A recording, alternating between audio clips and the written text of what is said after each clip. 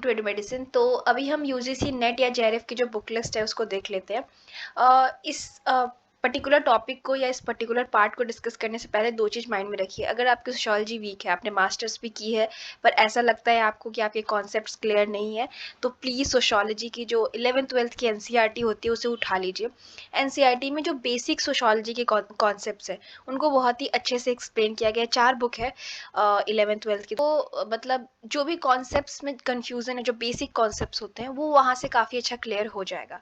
अब उसके अलावा 2 बुक जो हैं वो बहुत आपको हेल्प करेंगी। एक नितिन सांगवान की जो बुक है, जो कि सारे एस्पिरेंट्स हो गए वो या यूजीसी नेट के हों या यूपीएससी के हों जिनको काम करती है, वो सोशियोलॉजी की जो बुक है। एसेंशियल सोशियोलॉजी जो नितिन सांगवान की बुक है वो काफ़ी आपको हेल्प करेगी। उसके अलावा जो ईएसओ सीरीज़ है इग्नू की, 11 से लेके 18 तक आपको मिलेगा। उसमें सोशियोलॉजी को काफ़ी अच्छे से डिस्कस किया गया है। सोशियोलॉजी के बेसिक जितने भी कॉन्सेप्ट्स हैं उनको बहुत ही अच्छे से एग्जाम्पल के साथ डिस्कस किया गया है, तो उसको भी आप कर सकते हैं अच्छे से। तो ये 3 एनसीईआरटी, नितिन सांगवान और आपका जो ईएसओ का इग्नू का सीरीज़ है, आपका बहुत ही अच्छे से सोशियोलॉजी का बेस डेवलप कर देगा।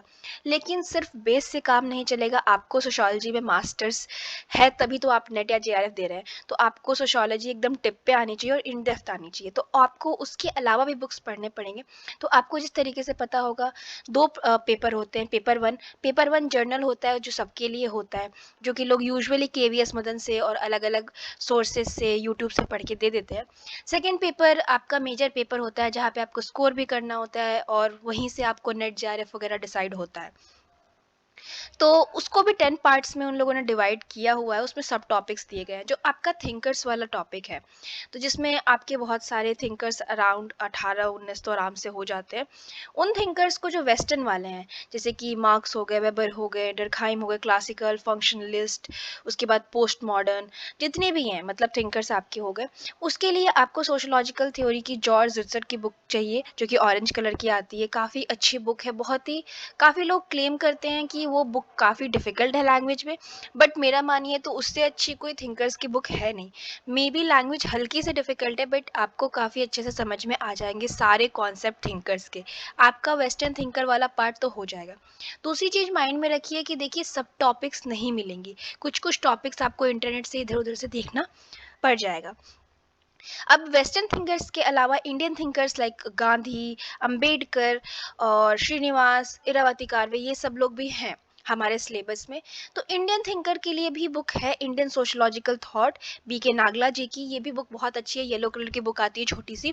आप चाहें तो मतलब लिटरली 2-3 दिन में अगर आप ढंग से पढ़ ले तो कवर कर लेंगे। आप छोटा नोट्स बना लीजिए, तो आपका वहाँ से कॉन्सेप्ट सारा थिंकर वाला तो क्लियर हो जाएगा।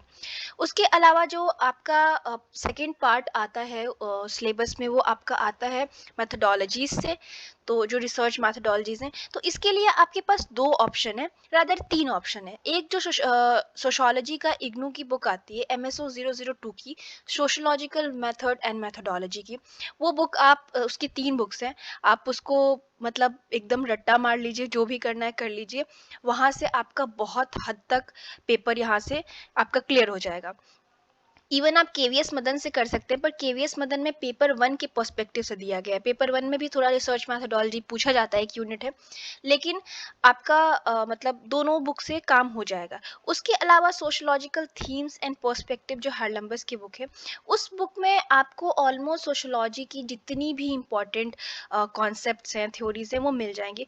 बुक मोटी है और बहुत लोग कमेंट करते हैं कि कैसे कवर होगी। वो बहुत डिफिकल्ट है बता पाना कि कैसे कवर होगी, बिकॉज कवर तो आपको करना है ना। तो रह जाता है कि आप कितना हार्ड वर्क पुट कर सकते हो। पर जितने ये social structure, culture, network, status, role, ये सब टॉपिक्स जो हैं, डायस्पोरा, वो सारे इस टाइप के टॉपिक्स को कवर करती है। तो आप ऐसे बस बुक खोल के पढ़ने की जगह टॉपिक वाइज आप उस बुक को पढ़ें। उसके अलावा जैसे मैंने स्टार्ट में ही आपको ईएसओ 11 से लेके 18 तक का बात की थी, 18-15 तक होगा ये आपको काफ़ी हेल्प कर देगा सोशोलॉजिकल कॉन्सेप्ट्स को समझने में, इवन थिंकर्स को भी समझने में। एसेंशियल सोशोलॉजी की भी बात मैंने नितिन सांगवान की कर ली। उसके अलावा अब आपका आता है अनदर जो मेजर पार्ट जहाँ से क्वेश्चंस आते हैं, वो रूरल और अर्बन सोशोलॉजी है। तो देखिए, अर्बन सोशोलॉजी की बुक तो आपको सोशोलॉजी अगर आपने मास्टर्स इग्नू से की है तो आपको एमएसओ E004 में मिल जाएंगे, अच्छे से टॉपिक्स आपके कवर हो जाएंगे, लेकिन फिर भी कुछ टॉपिक्स रह जाते हैं।